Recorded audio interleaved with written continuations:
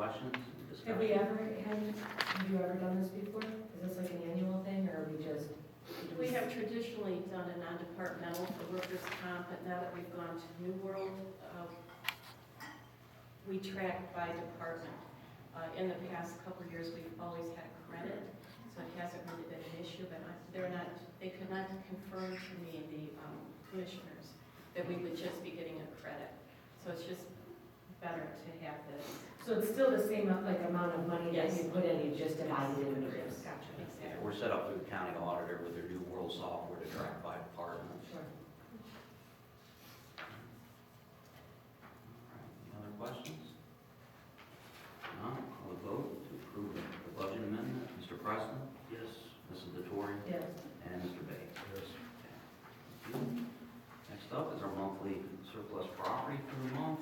A few items of scrap listed there, and trading on a Ford truck and a New Holland tractor that will go to auction with a starting bid of $6,000. Entertain a motion. So moved. Second. Questions about the surplus property items? Not, we'll call the vote.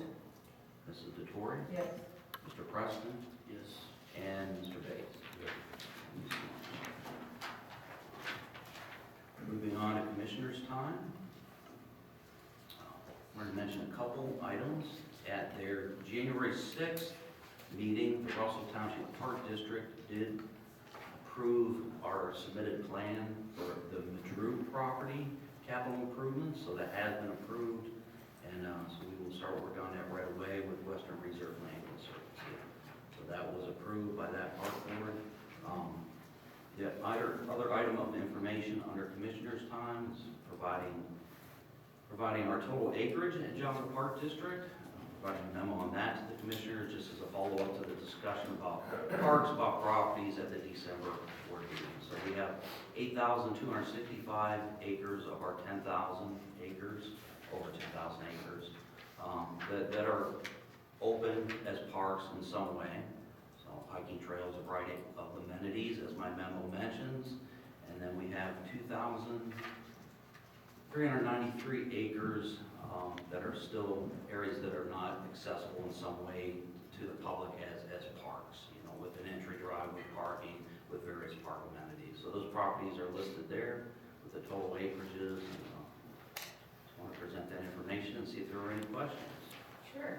And if you could just email this to us, this is great, it shows us how, I love this list, I'd like to maybe pick through this list, whatever, month by month, but the one thing that I would like to see here, even if you could just email it, is you showed percentage of properties that we have accessible, like what is our accessibility? Okay. Do you know, I mean, when I first started, it was like 7 or 8% or something around there. Are we still there now that we've added in trails and you know, like all these additional trails and things like that? So what is our actual percentage of accessibility? The other thing is, you know, I'm looking down at the bottom and I know a handful of these are some Russell Parks and things like that. And clearly, as of right at this moment, we just approved, or Madru got approved, so that'll move up to the top of the list for accessibility. But I look at some of these other ones that could very easily be accessible. For example, like the Westwood Land Lab, people are going in that every single day of the week. Now, people, I know we had not even an issue, but just a kind of phone call about people parking at Westwood Elementary to get into that Westwood Land Lab. And they're having issues with, they don't want people to be parking there during the school days. Is there somewhere, and I know that's kind of a tough spot because I drove up and down it because you kind of have ditches on Caves Road. Is there anywhere we could put in a 3 or 4 car? Because people are going in there every day of the week. And, you know, I mean, you have it down here as not accessible, but they're going in there. I mean, scouts take their people in there because it's a great place. They have a lot of the geographic, you know, things like that inside of there. I mean, I'm just mentioning we don't have to discuss it right now, but Sure.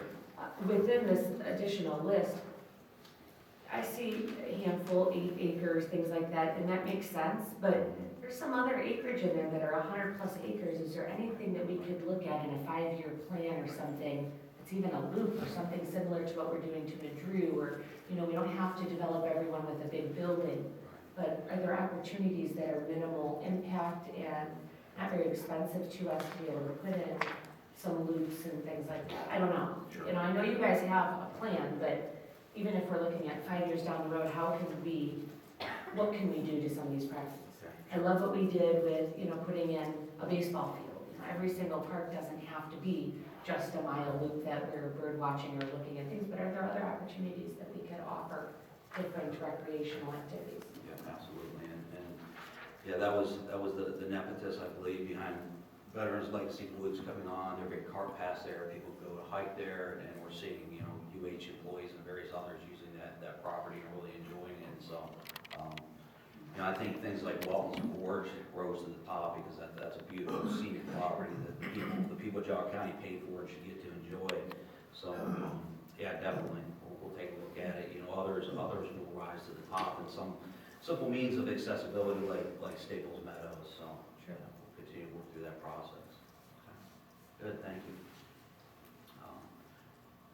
We'll have Paul Pierre, our park biologist, revisit the areas that are accessible, which will actually flip the numbers the opposite way, and there will be more of the areas that are preserved, that are conserved, that are protected, because there are hiking trails going through some natural areas, things of that nature. So we will have Paul take a look at it.